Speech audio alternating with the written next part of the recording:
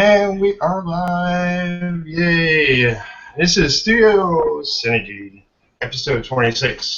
I am Peter Palmiotti, your grand host.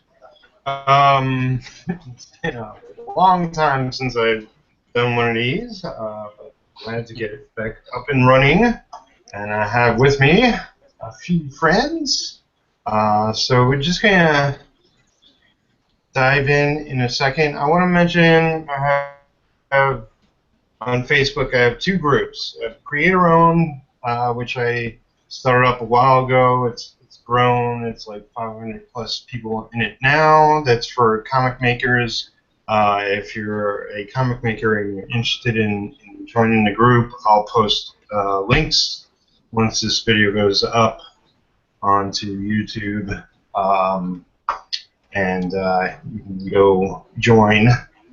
And I also have another group I started up just recently called Instagram Creatives, and that's for writer, artists, colorists, painters, illustrators, what have you, interested in using Instagram to get your work seen by thousands.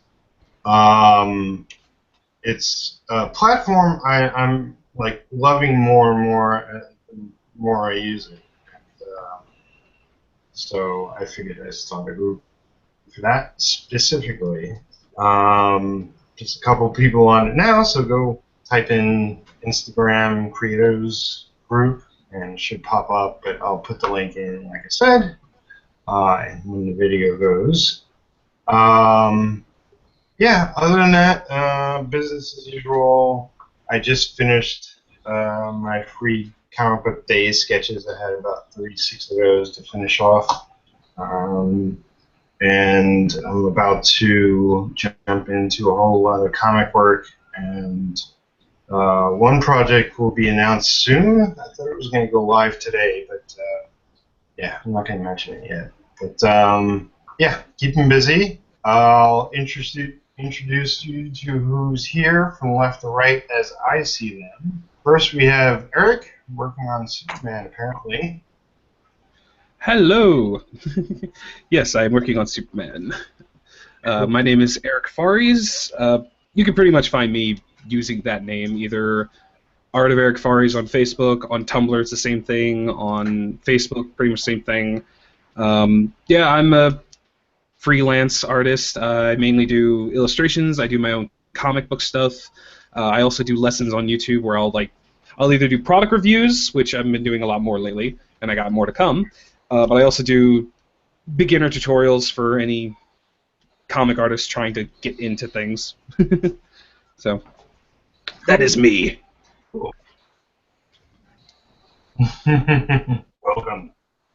And we have a newcomer here. Hey, Les. Hello. Do a little intro. Tell the peoples who you are. Well, my name is Les Garner.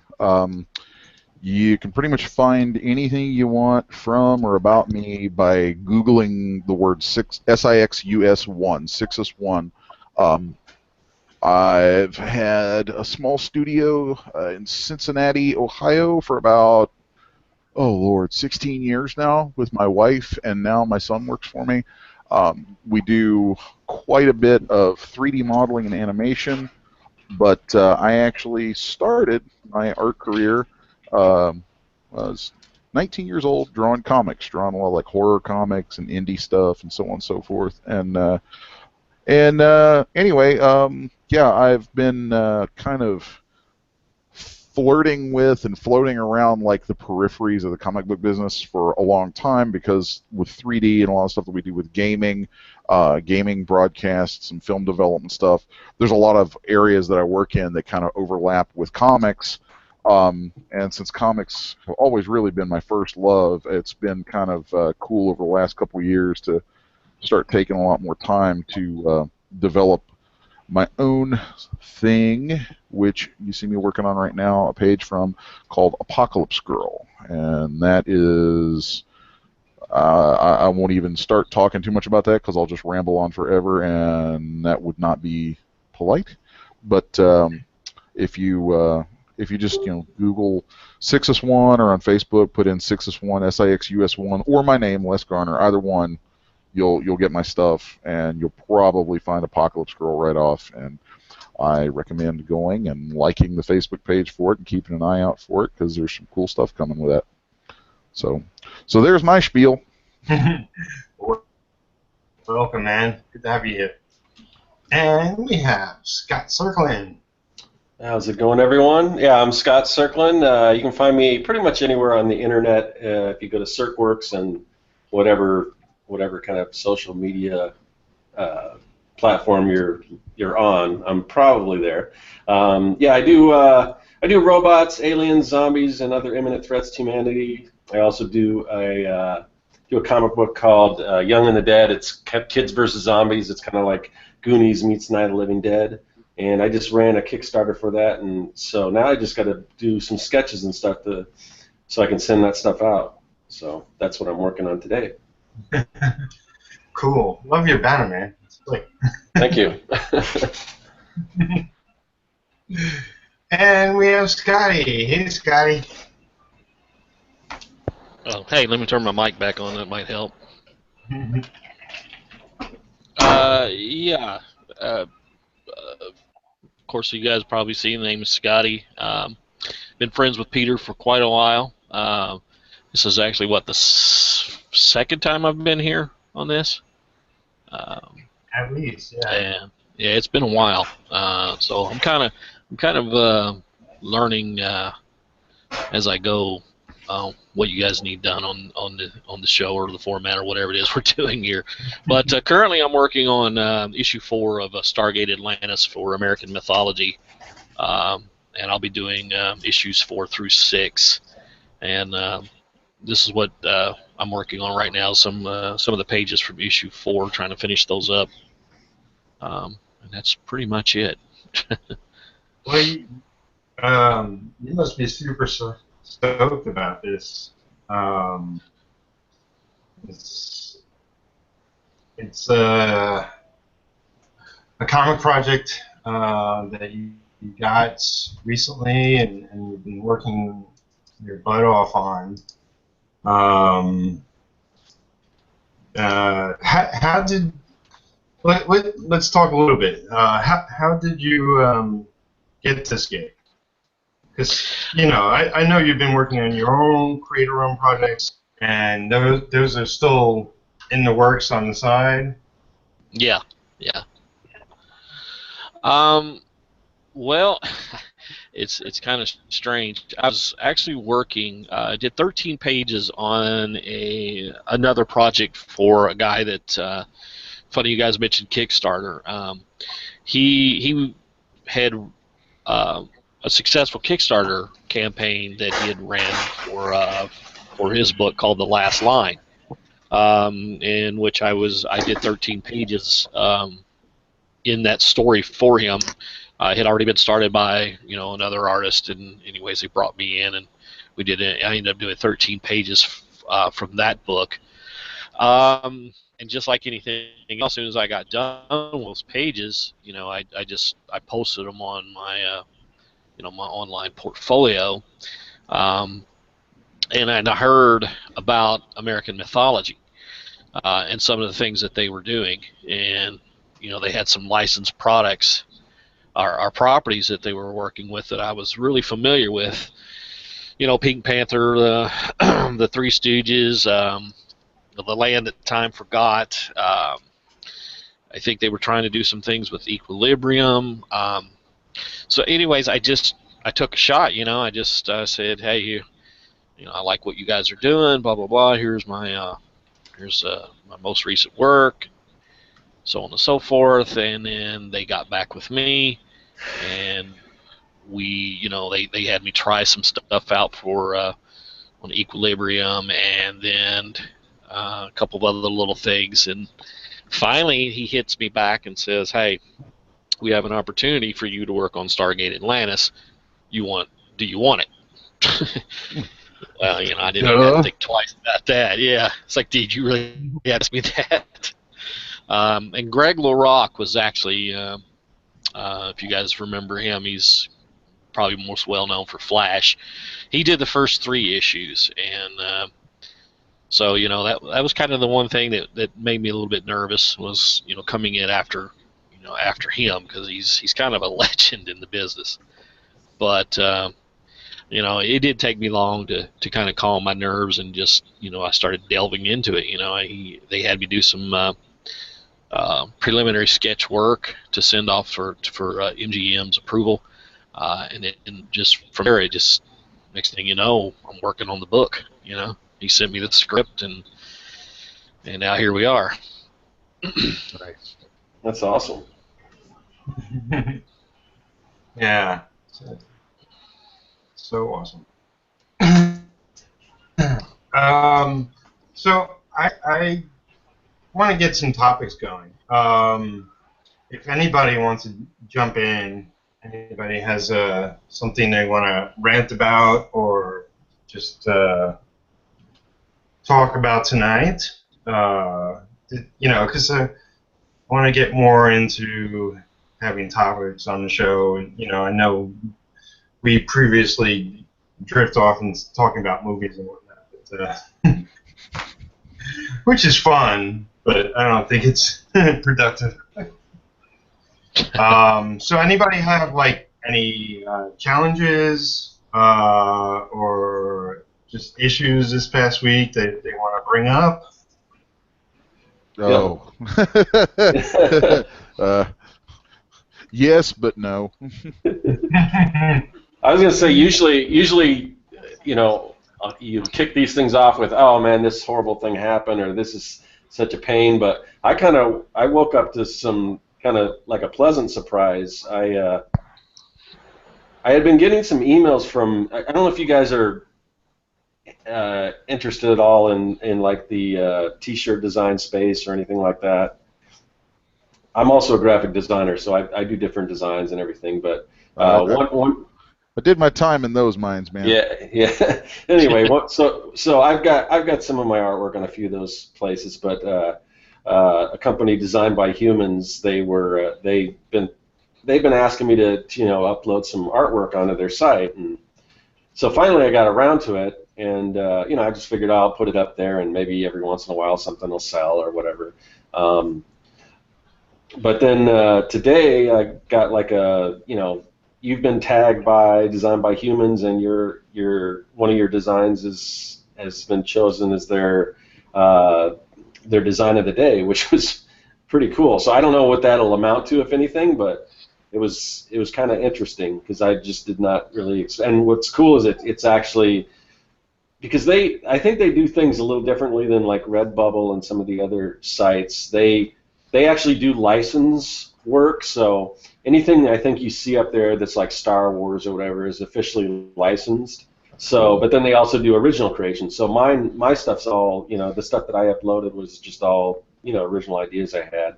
And so it's kind of cool that they chose something like that. And so we'll see what happens, but that was kind of neat. So.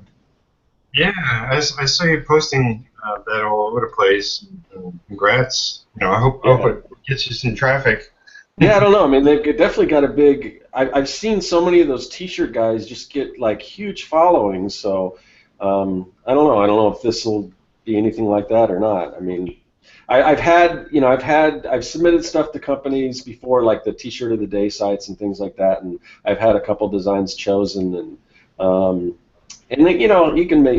I can make a little money off of that, but that stuff's almost like more like a numbers game where you've got to have like tons and tons of different designs out there. And because I get like from Redbubble, I got some designs up there, and like this week actually, unusually, I don't usually sell this many, but I sold like 5 of them, just in the past week or two, which I don't know why that was, but because usually maybe once a month somebody will buy one or whatever, but I've seen a lot of people that just have huge success on there because they've got so many different designs and they've built this following. So I don't know. I'm curious to see if anything comes out of it. But. Well, hope it works. Yeah. So did you have any topics in mind, Peter, or you just? I'm so busy getting everybody to the to the Hangout. Yeah, yeah. Completely escaped my mind. Not particularly. Okay. I just been, I'm like working to a goal. I'm finally going to have a full-time assistant joining me at the end of the month. I heard about that. Yeah, and it's I have an old friend, Tammy Spielberg, who no relation to Steven, as Yeah. she always says. I know her from New York. She's currently living in Washington, and she's moving out here to come live with us because I've been trying forever to get a house, and I've talked about this plenty of times before, but still working on it. It's gonna happen. So anyway, I talked to her about what I do, and I said, "Look, you help me my studio, and I'll show you anything and everything I know about working on the internet and computers and whatnot." And she was like, "Really?" I was like, "Yeah, definitely." So it's a mutual kind of thing, and there's so much wasted time in any business, and if I can get somebody working for me, it'll definitely help in a lot of areas. And I'm going to have a bunch of artists joining me, and we're going to be all working on books of my creations, and yeah, it's a whole big plan. But yeah, it's going to take some time, but I'm hoping to get it kickstarted before the end of this year for retro, plus a bunch of other stuff. That's like my metahuman character, superhero. Really, in a lot of things I love about like old DC comics from 80s, 90s, even the 70s. I'm trying to put together my own creations and sort of like paying homage to those kind of books, as well as stuff I like. So it's like they will be adult-oriented comic books, but with a flair of those kind of books gone, days gone by, whatever. So I'm like super excited about how things are shaping up. Just the public has to wait. Yeah, I was gonna say, since now that you will have an assistant, you're gonna need it when you launch a Kickstarter because it's a lot of work just doing all the fulfillment and everything. Yeah. Oh, I know. I'm like setting myself up for like long days and long months, all that. But it'll be worth it. And I think I could do pretty decently. I mean, I think so with your following and everything. Yeah, I've watched your videos and go ahead. Okay. No, go ahead, Peter. Sorry. Oh, I've watched so many videos and I've watched so many campaigns, and I promote as many friends doing them as possible because I know like the blood, sweat, and tears that goes into them. And I mean, it's Kickstarter is like the small press publisher's dream, and self-publisher. Yeah, it's amazing that it's out there for creators and also inventors and everything else, filmmakers and stuff. But it does work really well with comic books. I think the average success rate on the comics category for Kickstarters is better than anywhere else. You know, like I don't know, book publishing or filmmaking. I did not know that.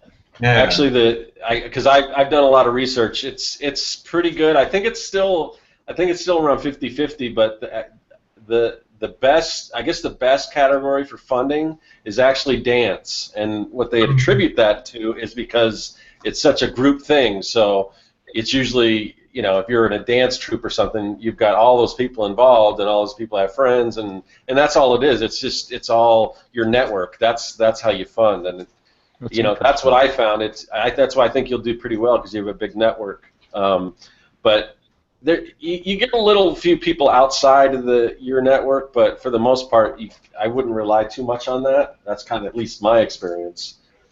You know, I wouldn't expect just the people to stumble upon it and say, "Oh, this is cool. I'm going to back it." It really is. You know, most of the people are people that you know or you talk to online or in some way, shape, or form. Yeah. Well, you know, I do notice like when a campaign has been going for like 15 days and I'm first hearing of it, and it's like it's one of my friends that I follow everywhere, Right. but you don't see everything anywhere. Right. And you So, really, I so I probably know could have how did. tough getting the word. I know I could have done better if I would put, you know, would have done more of that promotion. And I think I did I think I did some of that, but I was getting ready for cons and stuff like that while I was doing it. So I probably could have done more. But yeah, I mean, you know, you really need to kind of just go down your Facebook group list, and Facebook's probably the best tool as far as Kickstarter. I was kind of surprised because usually, like you said, people don't always see half the stuff you post on Facebook, but it still seemed to be that was where most of my traffic was coming from. But you know, you need to like send little messages saying, hey, you know, I've got a Kickstarter going on, and you know, just let people know because they don't always see it. Well, I know one of the things, and possibly this is something we can talk about, is, you know, we're each individually a business, and it's up to us to sell ourselves. And I'm very interested in becoming a better salesman, and that means, you know, direct message, like more direct message selling. Mm-hmm. Except I'm like, you know, it's something that I've been planning to do, but haven't sat down and wrote anything out just yet. But you know, maybe you guys have some thoughts on it. Like, I know I've seen it at least 20 times, if not 100, where people say, "Oh, you know, I just got friended from this person, and they sent me their Kickstarter," or you know, I was friends with this person for years, but you know, this is the first thing that you're messaging me about. Um, there's a right way to do it, and I'm trying to figure that out. Yeah, you're not the only one. I've been making most of my living through digital media and like online content sales for a long time, and it's funny because like where so much of my income for the past 15, 16 years has been from selling a lot of the 3D stuff that I do online. It's like if somebody said that to me, I'd be like, oh, well, you must surely understand social media and be able to use that and market and blah blah blah and all that kind of stuff. And you know, if someone said that to me, that's what I would think immediately. And from being that guy, that is not the case, man. Social media, I'm just like, what? This makes no sense to me. It does, or actually, it does make sense. I just don't like it. It's a very uncomfortable place. Yeah, and I get that. Like, so it's not, you know, if I could do this without, well, I don't want to say totally without social media because I do like talking to people online and stuff like that. But it is a lot of work, and you know, if I could just sit there and draw and have people, you know, support me for it and pay for, you know, buy stuff for me and do all that stuff without having to do any of the promotion, I'd much rather be doing that, but Yeah. it's not very realistic. It's funny. I spent some time, like when I left comics in the early '90s, or early mid '90s, mostly just because it was like I was doing indie stuff, and it was really hard to make a decent living at it. And I was able to roll it into some stuff that ended up getting me a foot in the door with a few different companies as a commercial artist, doing all kinds of other goofy crap. And from having been involved in a lot of advertising and stuff like that through the years as an artist, again, it's like I feel like I don't know. I kind of shoot myself down a lot because I feel like, oh well, marketing, advertising, yeah, I understand those things, and those things today are not anything like what they were when I worked in that. And then I got out of that stuff to start my animation, my art and animation studio in 99, 2000, 2001. And so I've been art and animation ever since, with really very little focus or interest in marketing beyond just, hey, I need to try to pick up some work or whatever. And so now that I'm in this position where I'm like, okay, now I'm trying to build my own properties, trying to build my books and so on and so forth, and I need to market them. And it's funny because it's like okay, I've got skills, I got production, I got all these things, and I don't know squat about marketing now. It's like, oh boy, there's a giant piece of my puzzle missing. Yeah, it's a totally different beast because you get people. It sounds like you've been at it about as long as I have. So you get people like, well, how do you break into this business, or how do you get something going? And it's like, I could tell you exactly how I did it, but it's not going to do any good because you can't do it that way anymore. Yeah. I used to knock on people's doors and actually have a physical portfolio in our hand, or leave it there for them to, Yep. all that stuff. That just doesn't happen anymore. Yeah. It's different. Where are you from, man? I'm in Arizona. I've kind of born and raised. I lived in California for about 5 years when I was younger, Nice. but yeah, I've been here most of my life. Nice. Yeah, About you? Peter and I were talking a while back, and kind of I was kind of laughing that he's from Brooklyn and living down in Kentucky now, because I grew up in southeast Kentucky, and when I was 19, I moved to New Milford, Connecticut, about half an hour, 40 minutes out of New York. Huh. And it was just that always amuses me. And like you were saying, portfolios. For me, 19 years old, 1992, 1993, man, portfolio in hand, Yep. hop off the train, start going to editors' offices, going to shows, going everywhere you can, and just hit the street with it. And there was something about that it's weird. I mean, I feel like the internet is a great thing. It's a cool thing, and all the stuff we have is so cool and has so much potential.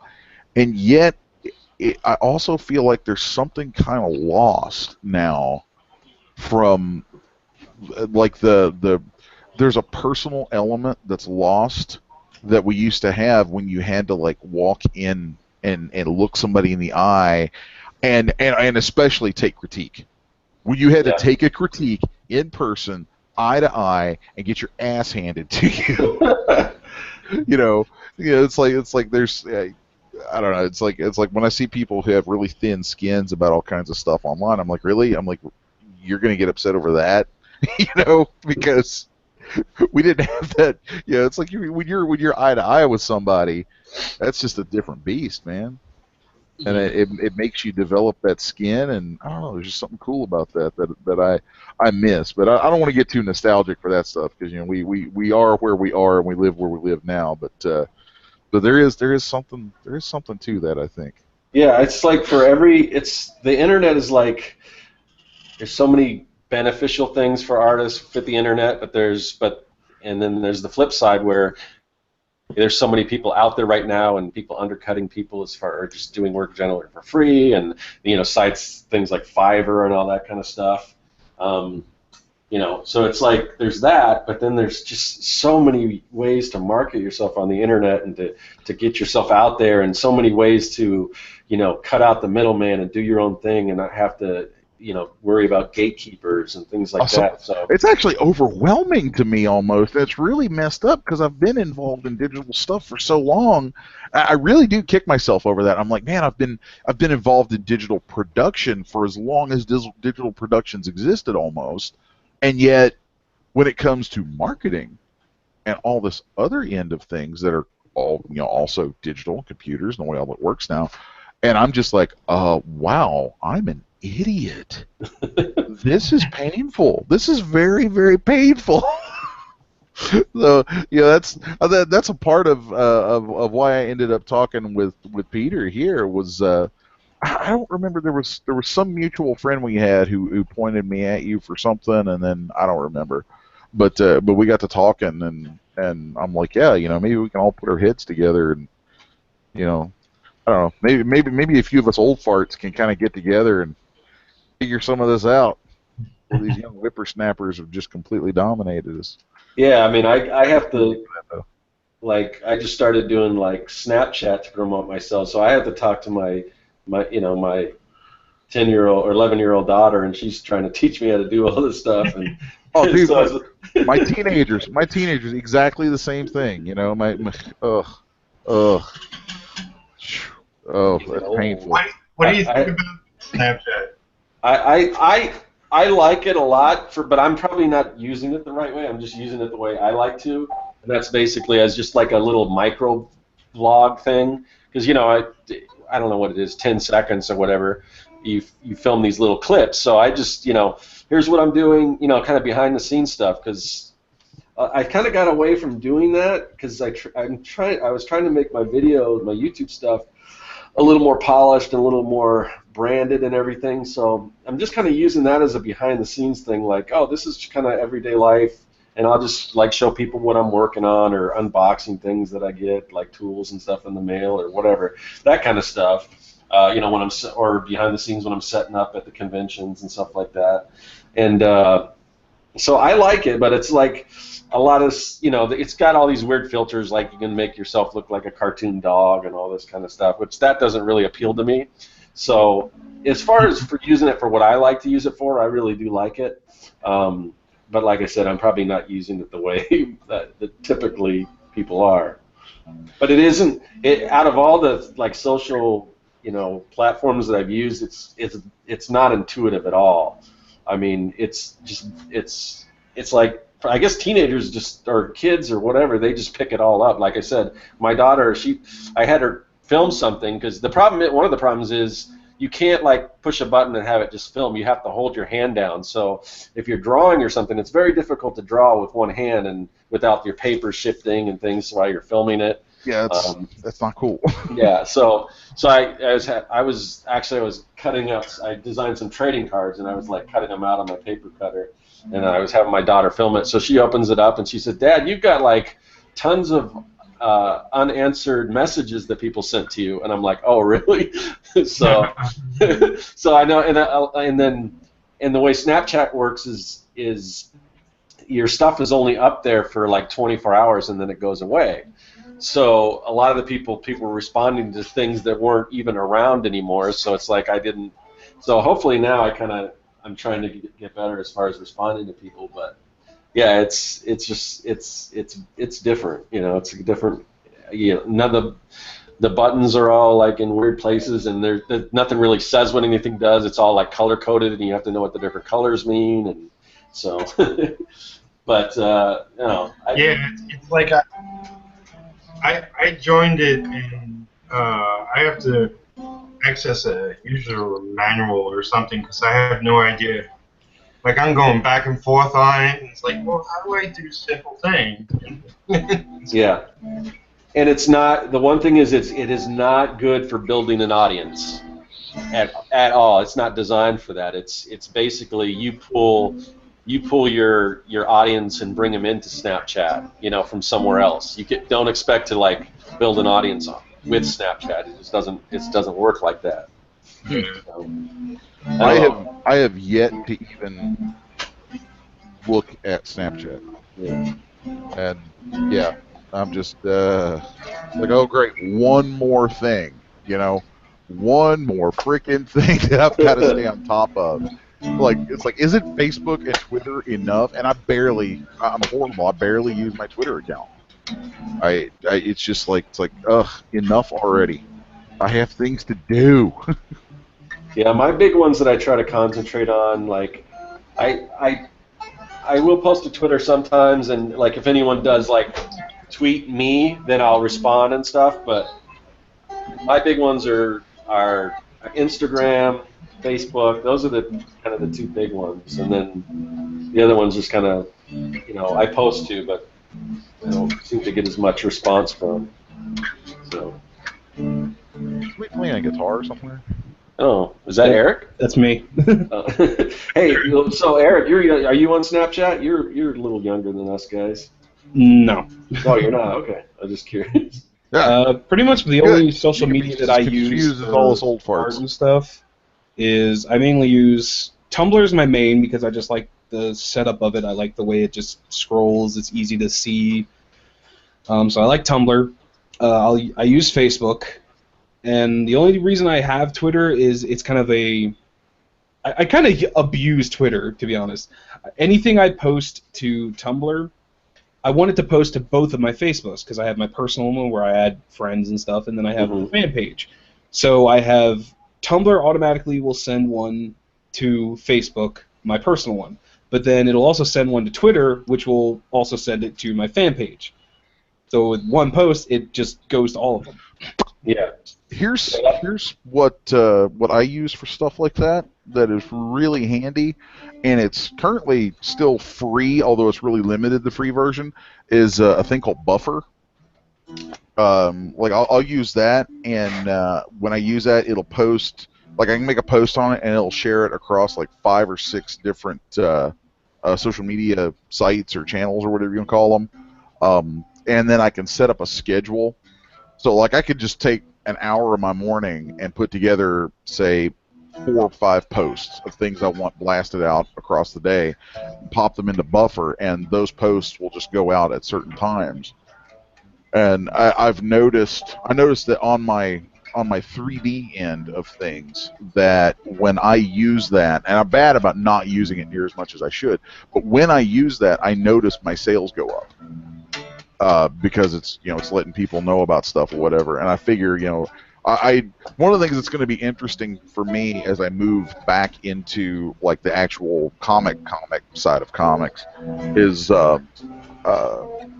seeing how much of what I've built or gotten used to doing with my 3D business can translate over to it, not just in terms of production, but in terms of marketing and other things like that, which admittedly I suck at, but I mean there are some things I do.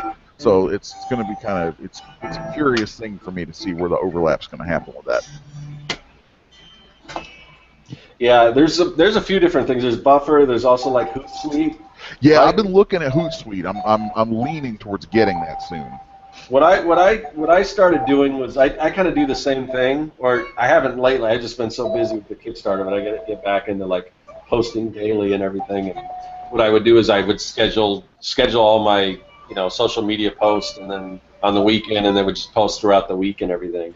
But a lot of times I noticed that those like Hootsuite and Buffer, a lot of times you can tell, like it'll say reposted by Buffer or Hootsuite or something, and I didn't really like that, so I started going to each different like platform, and almost most of them there's a way to post like schedule like a Facebook post. You can schedule those in Facebook, and it'll look in it because it's native. It looks like a Facebook post. It doesn't look like it's been reposted.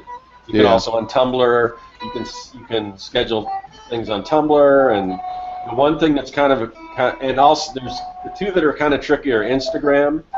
I use something called Later, and it used to be called Latergram. Now it's just called Later.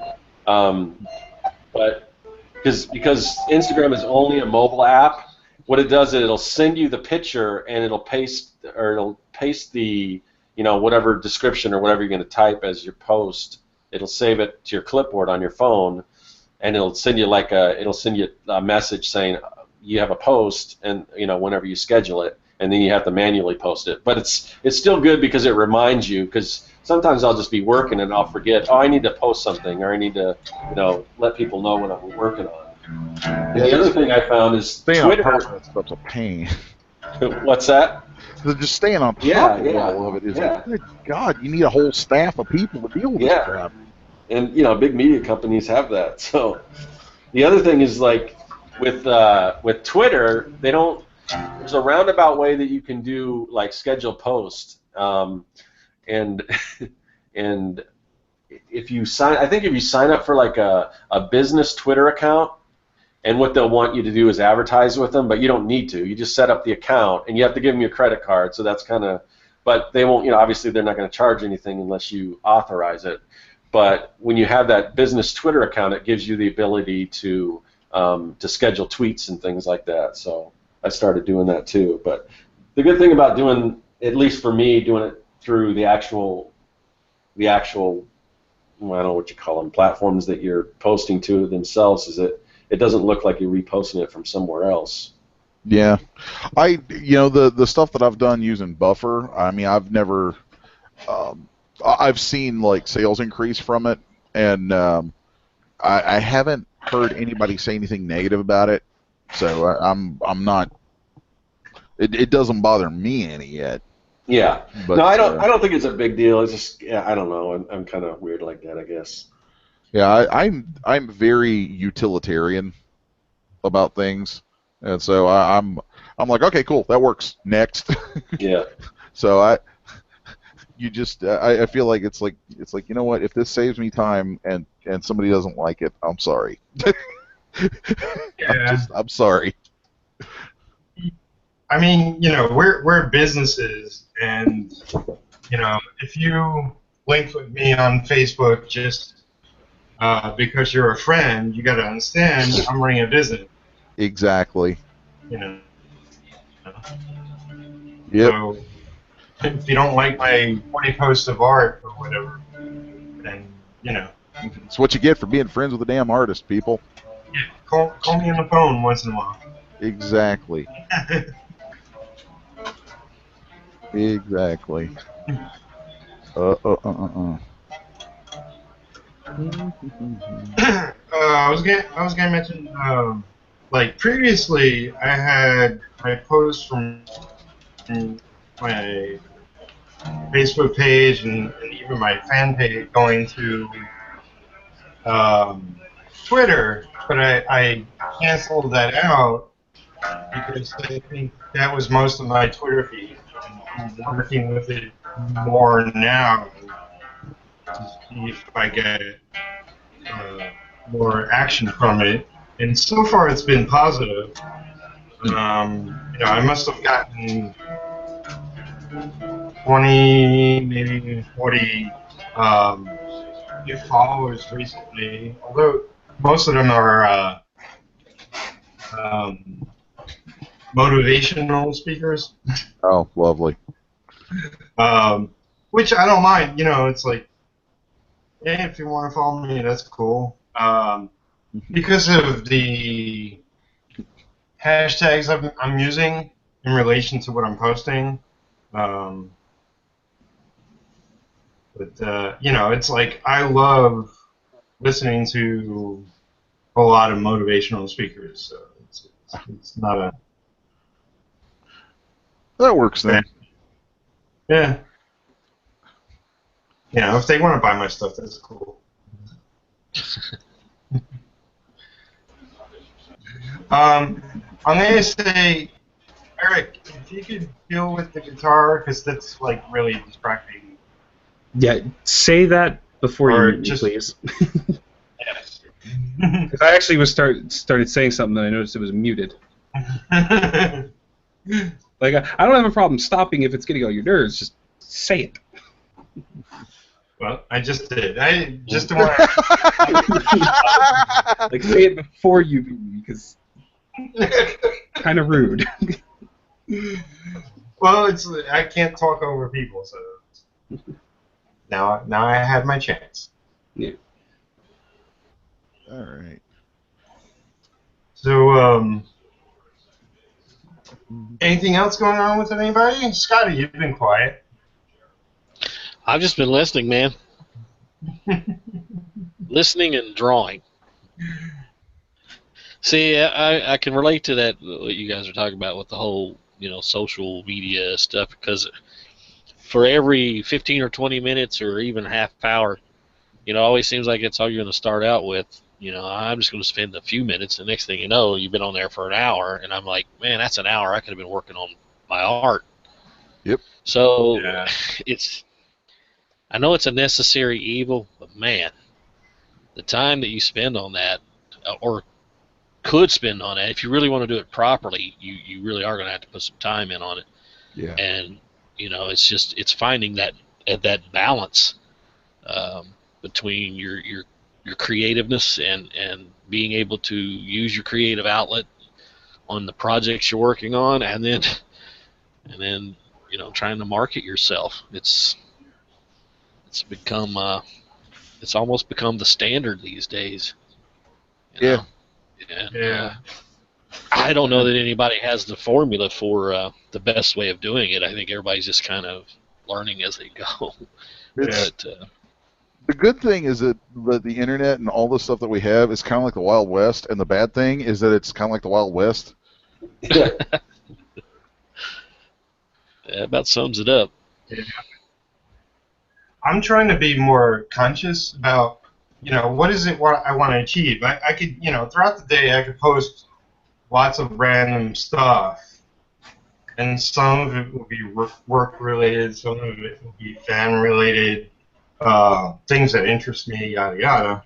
But I'm trying to be like, if I want to be more effective, then I got to be conscious of like what's the goal for all this, and how can I like wake up in the morning and figure out, what do I want to achieve today as far as what I'm going to post anywhere. I mean, everything is to get more business. Yep. Even subconsciously, but you want to do it in a way that's seen by more people. You want to do it in different categories. I don't know. I try hashtags to get it seen by more people, and it's like sometimes it seems to work, sometimes it's zero attraction. But yeah, it's weird because I like on Instagram I do that. I try to do all the hashtags and stuff. And yesterday I went to post something, and I was like in line trying to get a sandwich, and I was in the middle of getting ready to post something, and then it was my turn, so I just put my phone back in my pocket, and it must have just automatically, like, I must have hit a button in my pocket, and it posted without any tags or anything like that.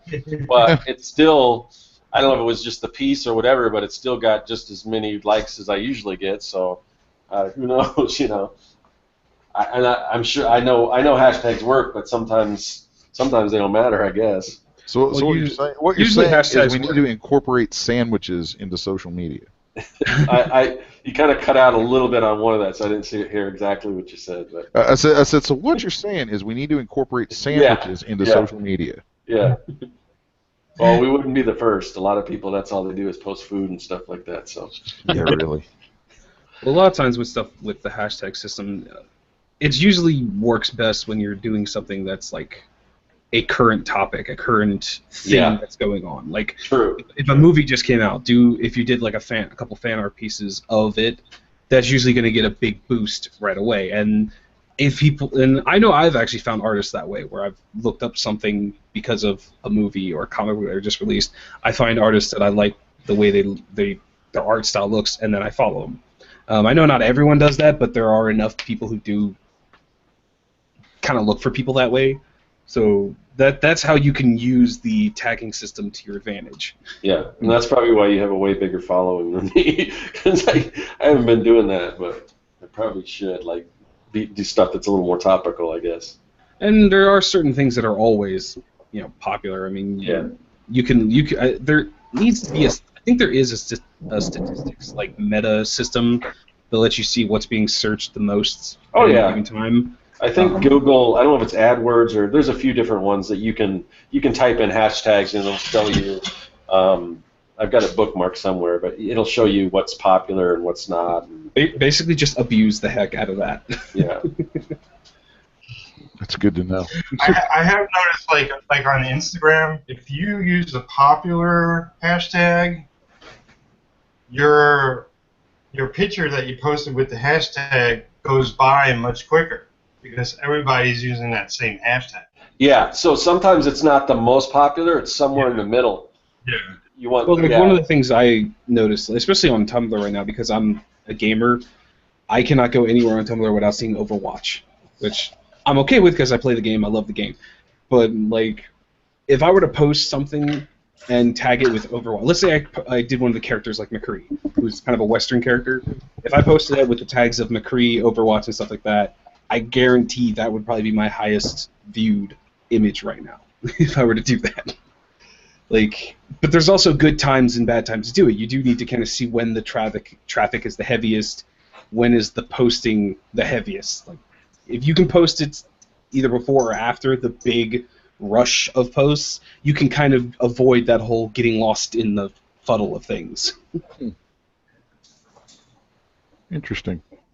Yeah, I now you're speaking stuff that's just total voodoo to me. I'm like, oh God, okay. Well, I mean, it's kind of like when you go to like your favorite restaurant. You know, there are certain days where it doesn't matter. You're never going to get a seat. There are certain days where there are certain times of that day where you know it's going to be damn near empty. That's the days you pick. You usually pick those days and times. It's the same thing with the internet. Good to keep in mind. Yep. Hell, I know most of my YouTube stuff, when I'm following people on YouTube, I notice that there's like a certain time of day that like 90% of them seem to post their videos. So I'm like, okay, avoid this time and this time. I don't want to get lost in that flood when I post my video. I still look at YouTube kind of weird too. Like there's a channel up there for 6S1. And that's, of course, you find me under that name for everything. And I think I've got like 230, 240 followers or something like that. And I'm like, okay, how'd that happen? I mean, it's like, is this good? Is this bad? I don't know what I don't know. There's an animation that I posted that had about 60-some thousand views. That was pretty cool. That's nice. That's good. I'm like, is this good? Is this? That's very good. So more of that, sir. Yeah, but see, like most of my stuff gets maybe, I don't know, like a few hundred views, and I'm like, oh, okay. I'm looking at the stuff that's getting a few hundred views. I'm like, oh, that's not doing as well as that did. Well, this sucks, Don't like. I literally just don't understand. So like I don't even know what to compare anything to. I have no metrics for knowing whether I'm doing any of this crap right or not. Welcome to the internet. Yeah, it's just like, oh yeah, it's this is really kind of weird. Personally, for my videos, like my highest viewed videos are usually my are still my how to make a comic books videos. Like those are the ones that get the big chunk of my. Oh crap! I think I've watched some of your videos now. Looking back on it, okay. Yeah. And also my product reviews, they get a good chunk of views. And I would say the reason why is because that's stuff it's less entertainment, more information. As far as the viewer, like what can I get out of this video? Exactly. And on product reviews, I know what to buy now or what not to buy, or I want to know how to make comics, and you got a video that shows me how to make comics, so I'm benefiting from it, Yeah. I find it ironic though that the video out of all my how to make a comic book videos that still gets the most period every month is my how to make a comic book creating a page. And I hate this video because it's a really old video and it's like an hour-long video. And I hate it so much. And I'm like, I need to redo this video and hope that the new version gets like at least equal the amount, so I can eventually delete the old one because I'm ashamed of it and I want it gone. See, the bulk of the stuff that I post is like software tutorials and art tutorials in 3D on like 3D sculpting or animation, stuff like that. And those like the one big video that I've had that I did 60-some thousand views wasn't a tutorial. It was like a 30-second animation of my version of Cthulhu rising up out of the ground. Yeah. And I'm real proud of it. I mean, it's old. I mean, this went up in like 2009, so it's pretty old now. And I want to do a new one because we've actually done a new Cthulhu since then that just kicks the ever-living piss out of the old one. But that one, the animation still looks pretty cool. You got this like camera moving through, and there's this big circular shape in the ground. This big metal thing, and you got like a stormy sky and rain coming down. The thing opens up, and his wings comes up out of it. But it was pretty cool. And I'm like, yeah, that's awesome. This does nothing for me promotionally. Like, absolutely nothing. It's just a cool video. It's like, well, okay, cool. Yeah, everybody, thanks. You watched my cool video. Now share something, for crying out loud. You know, it's like wow, all these views, and it really doesn't seem to be doing crap for me. You know, you have links on your YouTube page. You should add links to your description box. You know, if they watch your video, there's nothing. You know, there's something. There should be something that they can go check out for your work further or buy your work. Also, we have 3 Scotts now. Yes, the 3 Scott. We have Scott, Scotty with a Y, and Scotty with an IE. Hey, Scotty with a Y. Hey, how's it going? Yes, we've all finally shut up long enough for him to say hi. Hello. Introduce yourself. I am Scotty with a Y, and I do a lot of concept art for video game companies, freelancing, but right now I'm concentrating between that and getting my self-published works out, and right now I'm debating whether to have my book, The Legend of Monkey Ronin, as a graphic novel series or just kind of post it as a webcomic, and I sculpt, so there. I sculpt? Well, I sculpt like figures, figurines, whatever. Oh, okay. Oh, cool. You're working like miniatures and stuff, or just like concept sculpting, or? Yeah, actually, I do. I do both sculpting, like with ZBrush, or just hand sculpting, like. ZBrush. The environment that I was sitting here inking over, actually, I built it in ZBrush, man. That's a lot of what I do. The bulk of what I do for a living is 3D. ZBrush buddies. Stuff. Oh yeah, man. ZBrush rocks. Dude, shoot me some links to your stuff, because I've got there's a company that I've got a partnership with now called Collapse Industries. Super cool dude named Kirk. Makes like the absolute most high-end, just make your mama cry level quality resin kits. And he produces them all with seriously high-end 3D printers from ZBrush sculpts. And yeah, if you're into that kind of stuff, man, you know, share some stuff with me sometime, because I'm always looking for people to point at him, and I'll network with people on that end of things all day long. That's the world that I've come to know now. And I really just want to go back to comics. But since I'm there, you know, if I can help a brother out, man, then there we are. If you're interested in that sort of thing, that is. Not everyone is, so. So I'll just keep my assumptions to myself. Unfortunately, it looks like we lost Mr. Scotty with a Y, though. No! That's why I wasn't responding because No, I'm we like, I lost lost that's my not- ZBrush friend. No! This hangout cannot hold 3 Scotties. He'll probably come back. In the meantime, I also must leave, but for different reasons. But it was fun hanging out and drawing. Yeah, thanks for coming, Eric. Yup. We'll You see guys enjoy the rest of your hangout. You wanna say your website before you leave? Sure. Like I said in the beginning, you can find me on Tumblr at artofericfaries.tumblr.com. You can find me on YouTube just searching Eric Faries, and on Facebook, Art of Eric Faries. And that's pretty much where I hang out. So those are your best ways of getting to see me, my work, and if you need to talk to me. So go check those out. In the meantime, I go play Overwatch. Ugh. Goodbye, plebs. I was gonna ask the other Scotty a question. That's crazy. You got a question for me?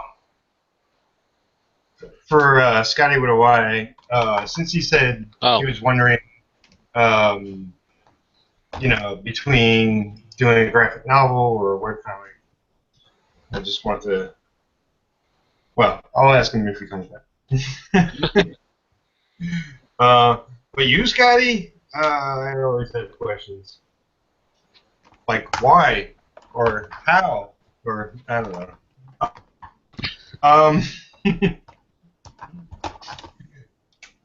Oh man, I'm keeping my door closed because we have the. I keep forgetting the name. Not air conditioning, but the other one.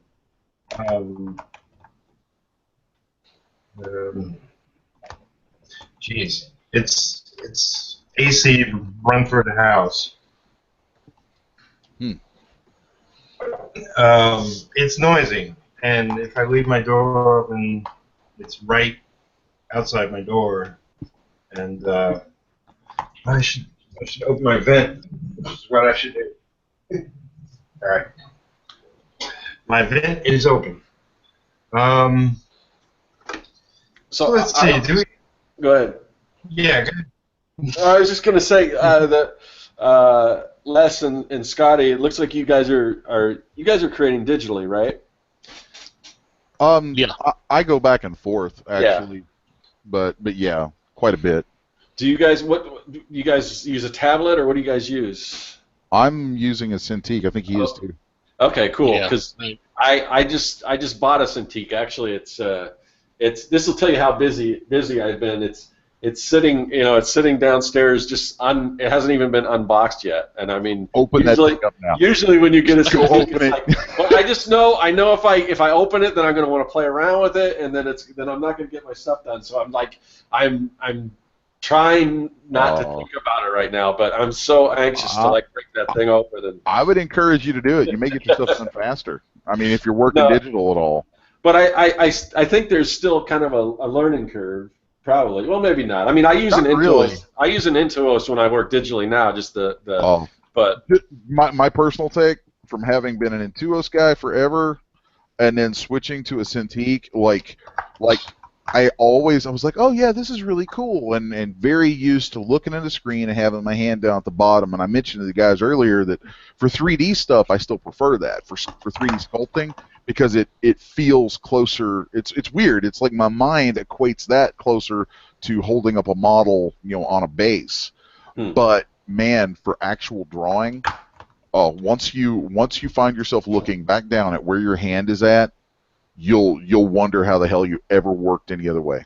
Yeah. Now, do you ever work back and forth? Because all the time.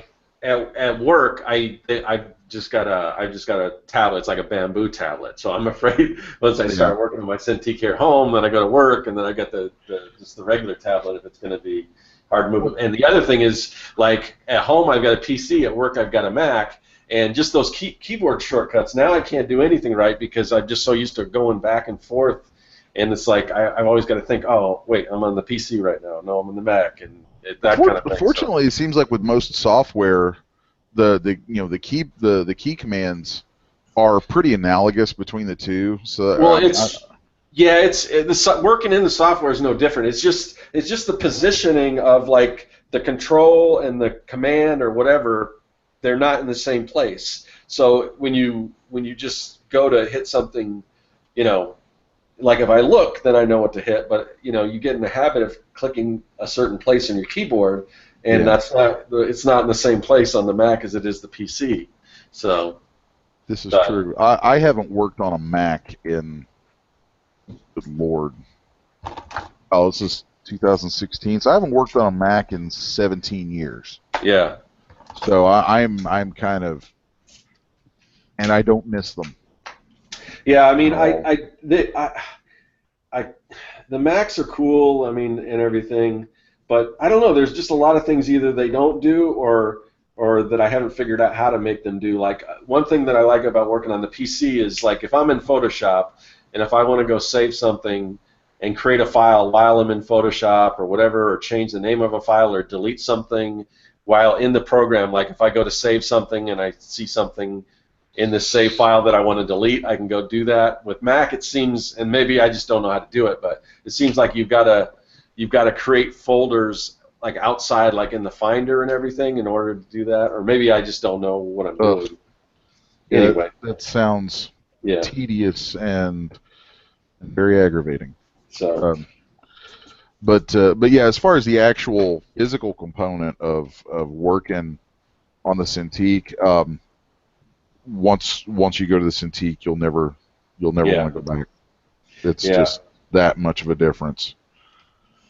And it, something that I find myself doing a lot now too, or more, that is kind of neat is having 11x17 scanner and printer that I can run good illustration boards through.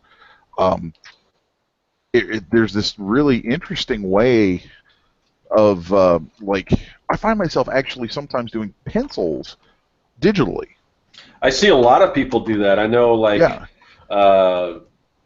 Kevin Cross. I don't know if you're familiar with him. He started like the 100 Days of Making Comics. He does it that way. Okay, Jake Parker does it that way. A lot of artists, they'll actually sketch digitally. They'll print it out, like you said, on Bristol, and then they'll ink traditionally. So, and or even combine the two, because if your printer prints with good with good black, like good inking quality black, then you might like this is kind of a neat one, is like if you're using Manga Studio, or even not, if I'm thinking too many things at once and I'm kind of rambling without getting to the point. I hate it when I do that. I caught myself, thank God. I do it all the time. Don't worry. but like where I've got so much 3D stuff, like I might put together 3D models for an environment that I'm going to use a lot in a comic, and let's say I just on a whim want to do a page traditional, but I still want my 3D environment, right? Well, what I might do is draw my page, or at least do a rough layout of my page, or just do all the pencils on my page digital, but then place my 3D elements, and then just wash them out or turn them into something that looks like a drawing, and then print all that out. So I've used 3D on my page as part of my penciling process, but then I'll print it out, and I might even have already inked the 3D stuff digitally, but then all the other organic, especially if it's mechanical stuff, oh my God, just go ahead and do it digital. Yeah. And then print it, and then ink all the organic stuff around it.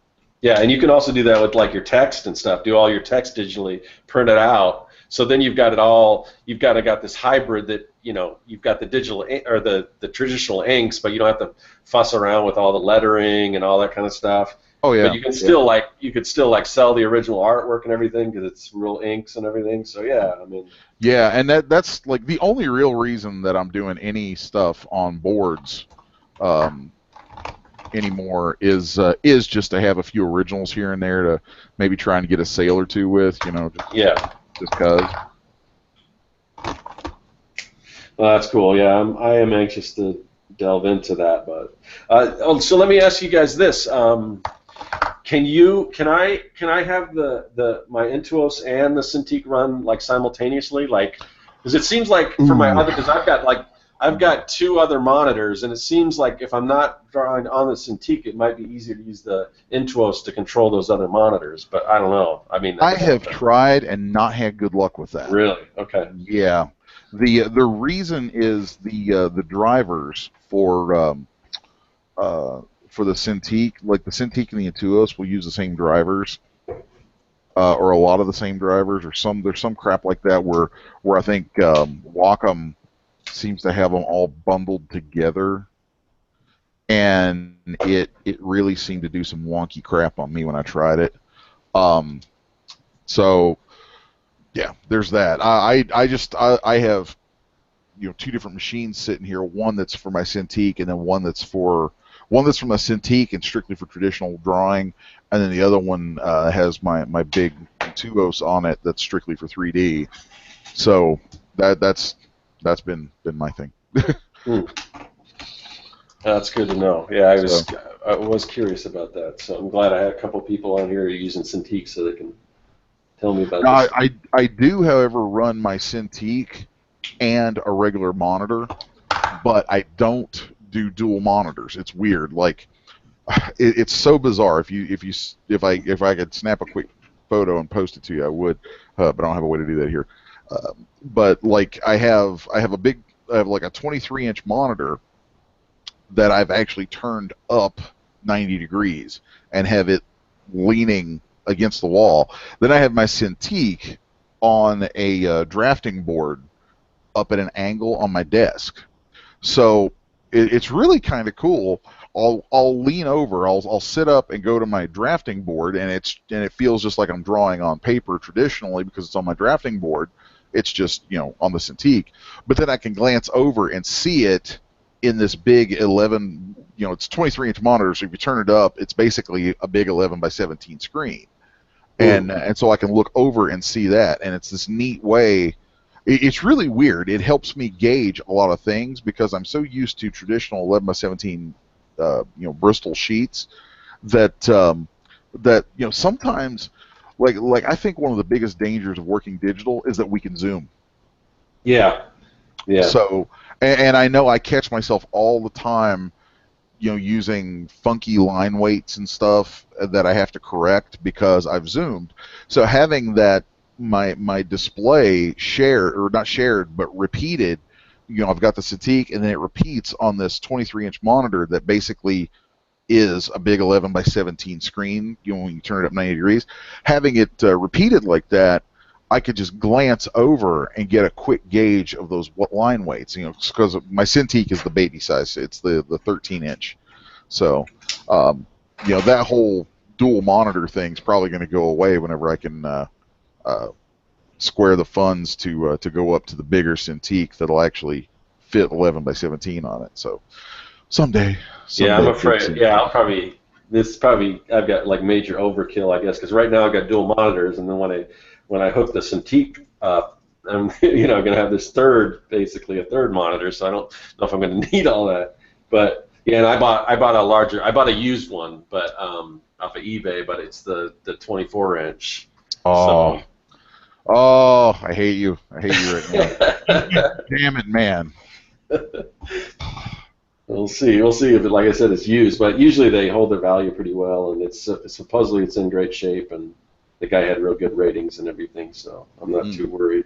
But yeah, and he had it professionally packed up because he didn't have the original box. But it just the packing and the shipping was almost getting close to $200, and he paid for that. So. I think I got a pretty decent deal on it.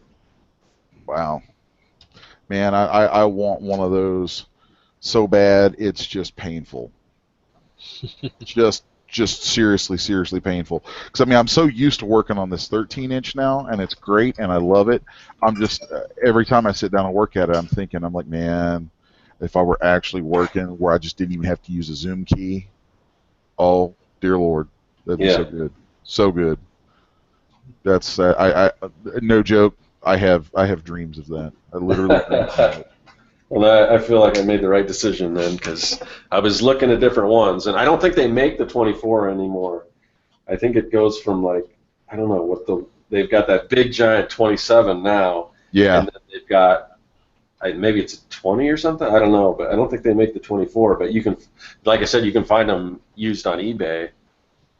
So. Mm-mm-mm. Yeah, those are truly things of beauty there, man. Truly Yeah. beautiful. So you ever like when you're working digital, what do you use?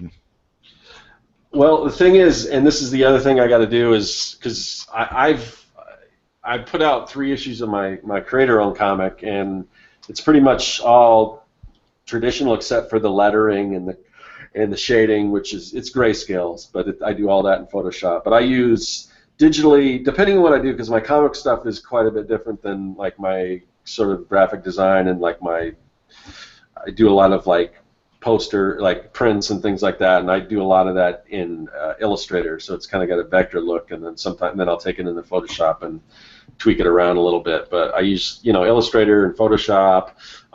As far as Manga Studio, I had it, and then I lost my computer, so my hard drive crashed. So I lost it, and I bought it digitally. So I'm sure they'll give me another copy. I just got to track down the email and say, I bought this. Can you send me another copy because I lost it? So assuming that's the case, then I really need to sit down and kind of learn Manga Studio, and it's just one of those things where I know in the long run it's going to be so much faster if I can learn how to use Manga Studio, but it's that learning curve. You got to put some time aside to learn it before you get to the point where you can go faster by using it. So. Well, I will tell you, if you're already proficient in Photoshop, you'll hit like Manga Studio. You'll be like, oh, okay. Yeah. They've done a really good job with it of making it as painless as possible to get into. Well, absolutely. So, yeah. Basically, the only things in it that are really any different than Photoshop are the things that are just specific to it. There's like some specific tools, like I don't know if you've been watching any of the stuff I've been doing here, but you'll see me using this thing called a perspective ruler. That is just, dear God, it's the coolest thing ever. Like the perspective ruler is just, so cool. And but that's something that's different. That's a little weird, but it's so cool once you get to using it. But anyway, yeah, most of the stuff in it is so analogous to Photoshop that it's just like, oh, okay. Yeah, I've seen a lot of the stuff that it can do. I just got to figure out how to make it do those things, like just the way how easy it is to lay out panels, and there's that one function where if you go over a line, like you can just delete the end of it. So, or if you're crossing, like if you're drawing over something else, or I don't know, it's cool. There's some really cool stuff there, that's for sure. I probably don't even use a third of the stuff that's in it. Yeah, that's the case with pretty much any program that I use. They can all do so many different things. Yeah. I kind of find myself doing stuff like this. I end up. Part of the beauty to me of Manga Studio is I can do this stuff, and you can't hardly tell whether I've done it traditional or digital at all. And I kind of like keeping things super simple just for that.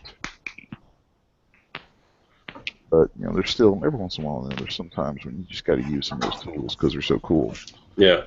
Well, I'm wondering. Hopefully, I can get to the point where you can't tell the difference, because I don't want there to be this drastic change in my comic where he just switched to digital all of a sudden. Yeah. Now that was something that I was really worried about. It was another one of the reasons I started on Apocalypse Girl every once in a while doing a page or two traditional.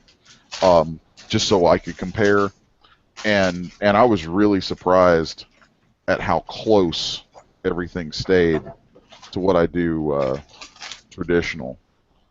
So, and the other thing too is, like, every once in a while, with the way that I use 3D stuff in there, I'll also go through and I'll do a few panels or a page where I draw like the same background.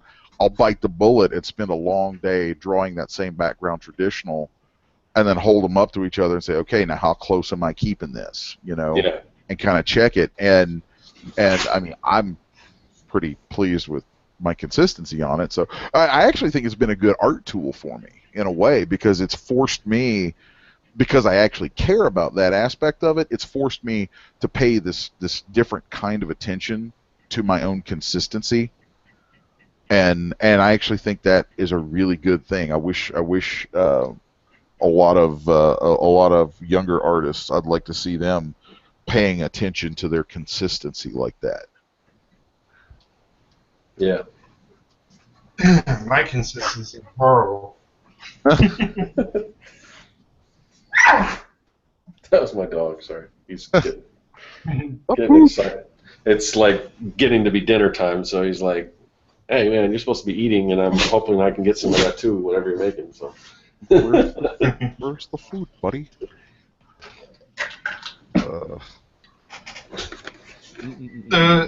Scotty with a Y made it back in, I think. yeah, what was it? Yeah, you guys had questions for each other before we got cut off about ZBrush, I guess it was, right?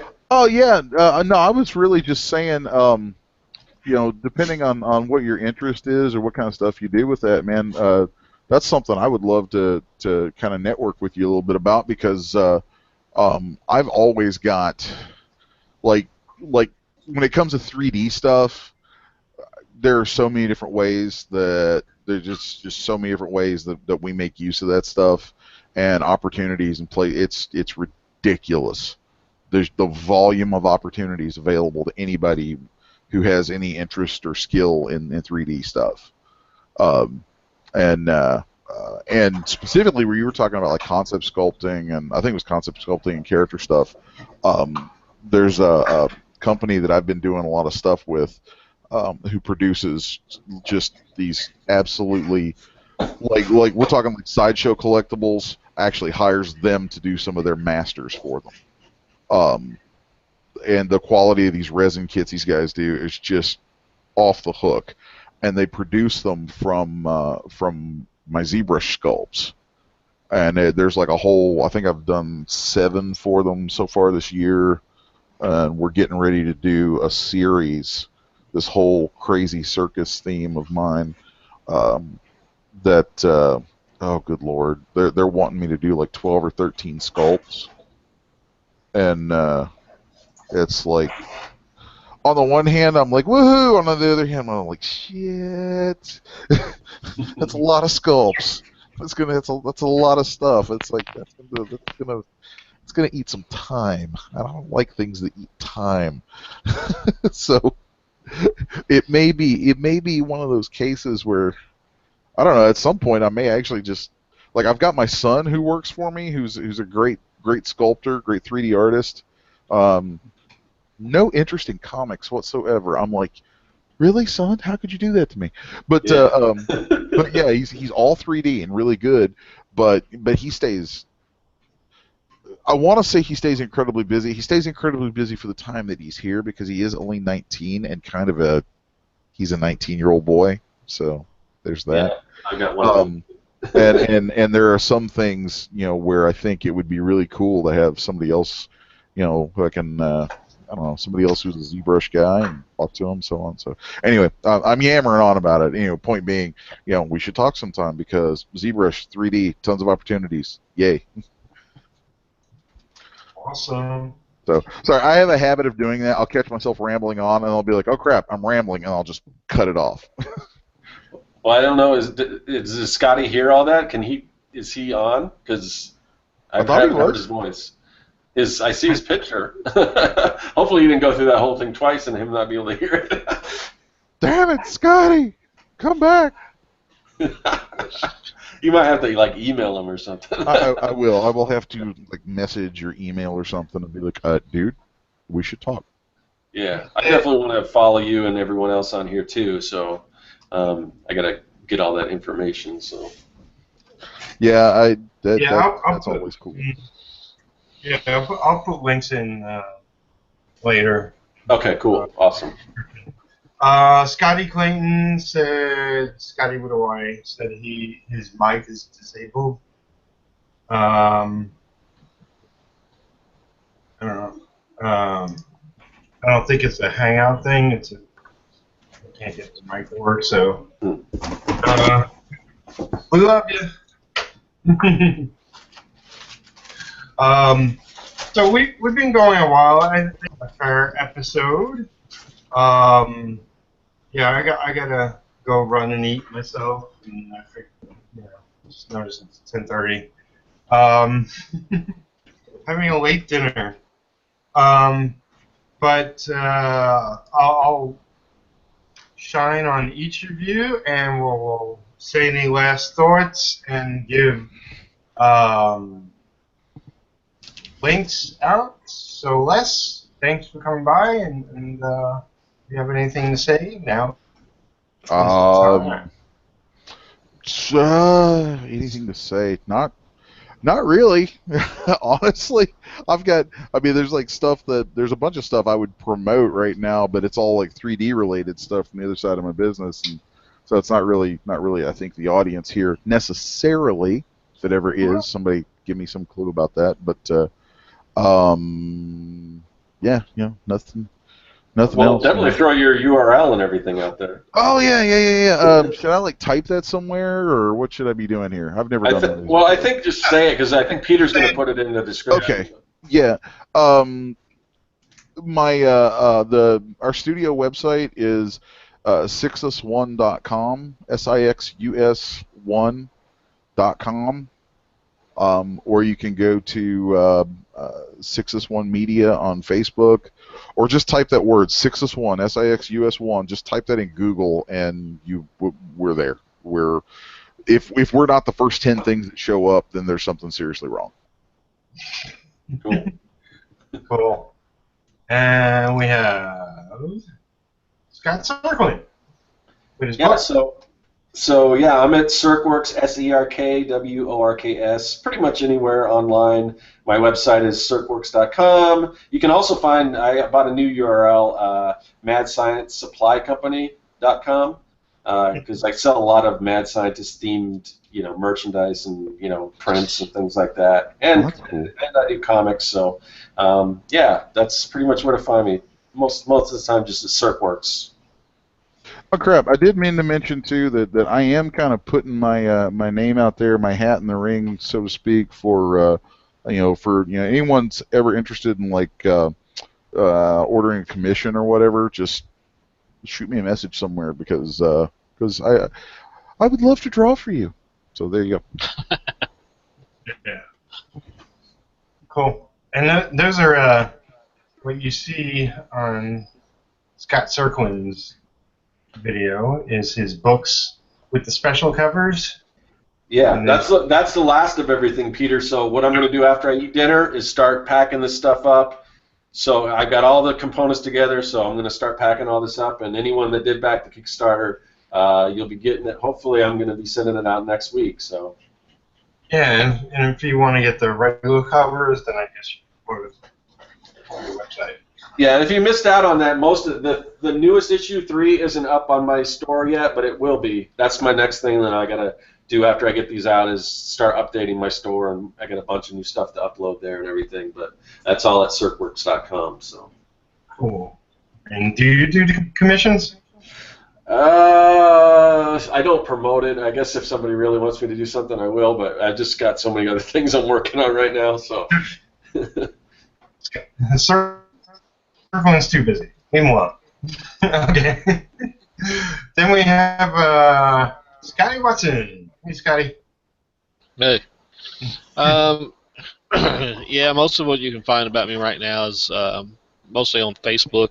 You can just search Scotty Watson or Darth Swat, and or search up AmericanMythology.net, which is where the Stargate book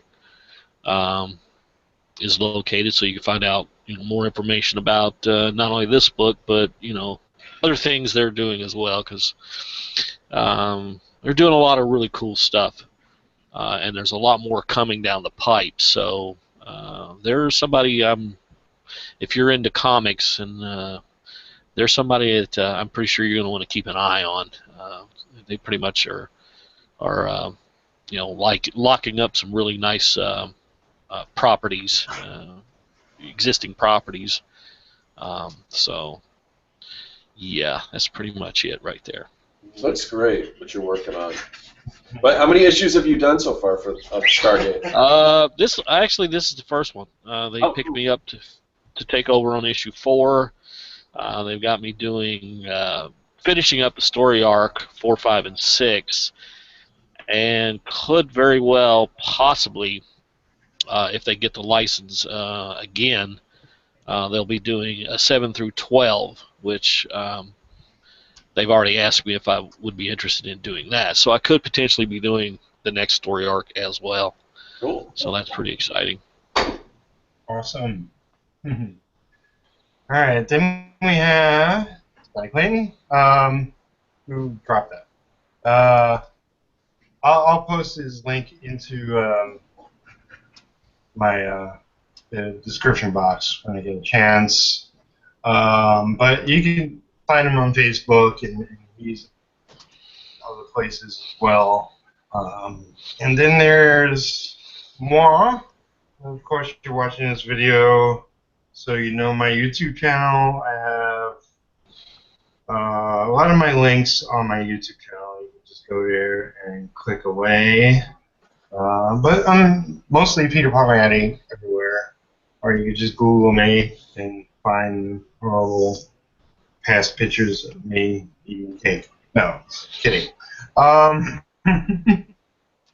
Anyway, I'm I'm a little rusty doing these shows. I gotta get back in the groove. It helps when you got a bunch of people that can talk. That's what I find out, like when I do Artcasters and stuff. Because if I didn't just do it myself, that would be difficult.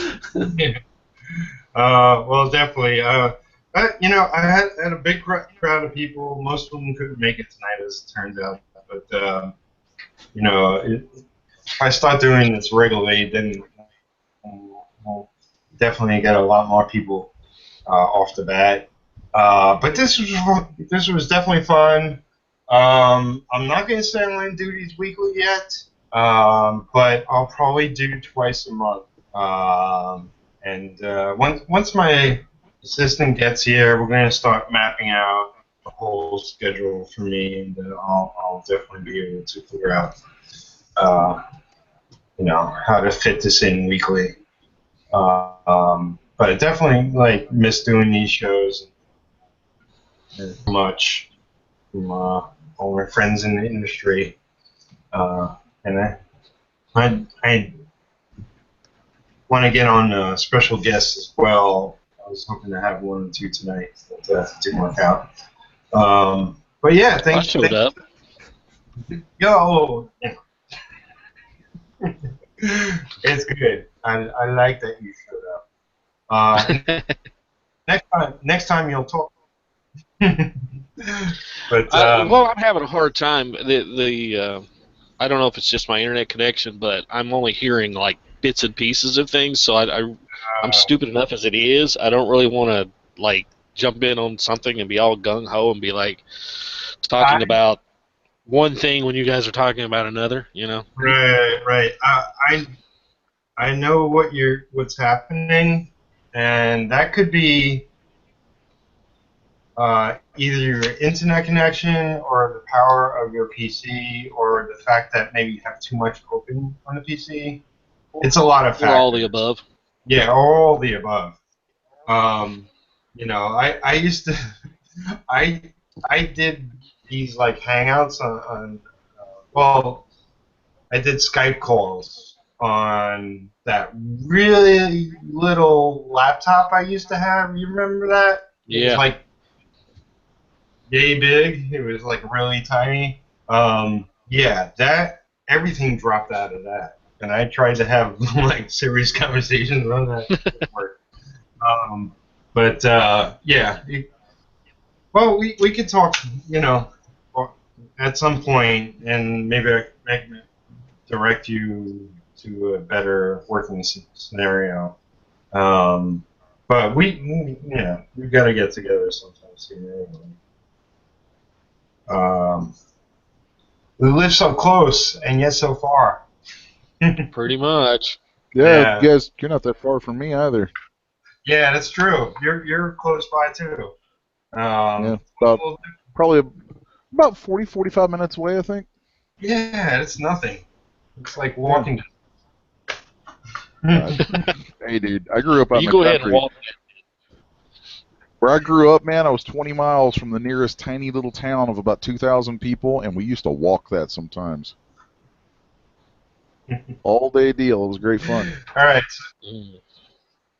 So this is what I was doodling while trying to host this and talk to everybody and talk to you guys. But Nice.